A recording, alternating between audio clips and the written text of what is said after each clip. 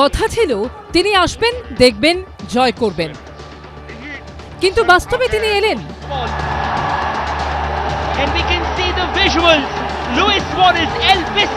ঝাঁকে ঝাঁকে ভিভিআইপির ভিড়ে কার্যত হাইজ্যাক হয়ে গেলেন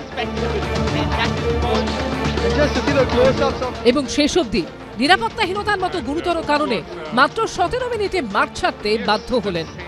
কেন জানেন? কারণ মেসির গায়ের উপর উঠে ছবি তোলার চেষ্টা। হ্যাংলামো বললেও ভুল হবে না। যে কলকাতাকে ভারতীয় ফুটবলের মক্কা বলা হয়, সেখানে ফুটবলের রাজপুত্রের সঙ্গে থাকা আরেক বিশ্ববিখ্যাত ফুটবলার লুইস সুয়ারেজকে কনুইয়ের গুঁতো এবং আর্জেন্টিনার মাঝমাঠের হৃদয় রদ্রিগো ডি পলকে আঁচড় অবধি খেতে হলো। এসব দেখার পর আর মেসিদের মাঠে রাখা সাহস পাননি তাদের নিরাপত্তারক্ষীরা। চোখের সামনে এই ভয়ঙ্কর ছবি দেখে বিস্মিত হয়েছিলেন সেদিন মাঠে থাকা 3 প্রধানে খেলা একাধিক প্রাক্তন ফুটবলার।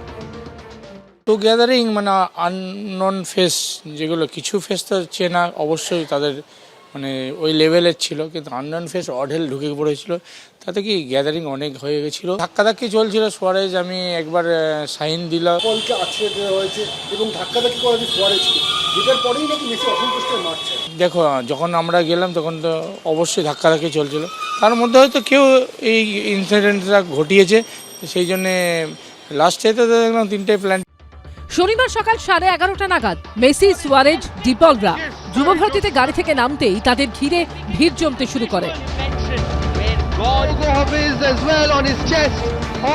মাঠে ঢুকে গ্যালারির উদ্দেশ্যে অভিবাদন জানাতে জানাতে হাঁটতে শুরু করেন মেসি। কিন্তু দর্শকরা দেখবেন কি? মেসিকে ঘিরে তখনই নেতা, মন্ত্রী, তাদের অনুগামী ভিভিআইপিদের ছেলে মেয়ে, পুলিশের ঠিক থেকে ভিড়।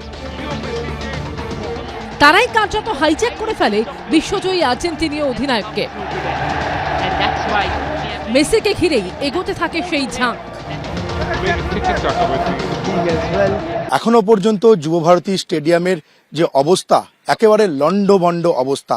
চারিদিকে যত্রতত্র ছড়িয়ে ছিটিয়ে পড়ে রয়েছে বাকেট চেয়ার, ভারী লোহার রড এখানে পড়ে রয়েছে এই মাঠের মধ্যে। মেসিকে আশাকে কেন্দ্র করে যুবভারতী ক্রীড়াঙ্গনের মাঠের মধ্যে যে রণক্ষেত্র চেহারা তৈরি হয়েছিল, তার ছাপ এখনো পর্যন্ত স্পষ্ট। মেসির প্রায় ঘাড়ের উপর উঠে ছবি এবং সেলফি তোলার মরিয়া চেষ্টা শুরু হয়। মেসিকে জাপটে ধরেন ক্রীড়ামন্ত্রী। জোর করে মেসির কাছে পৌঁছানোর চেষ্টা শুরু করেন অন্য ভিভিআইপিরাও।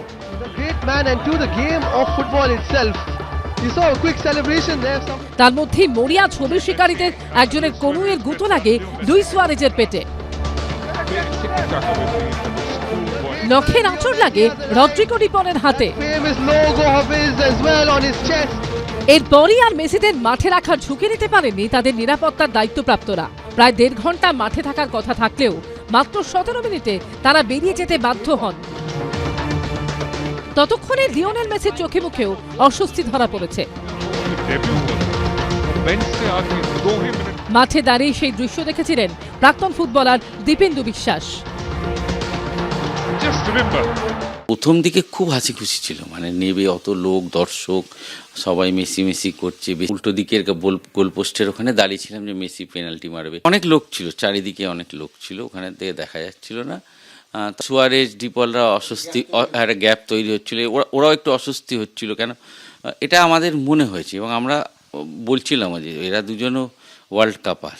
ভিভিআইপিদের অত্যাচারে মেসিরা যখন বাধ্য হয়ে মাঠ থেকে বেরিয়ে যাচ্ছেন, তখনও আঠার মতো মেসির সঙ্গে লেগে রয়েছে ভিড়ের ঝাঁক।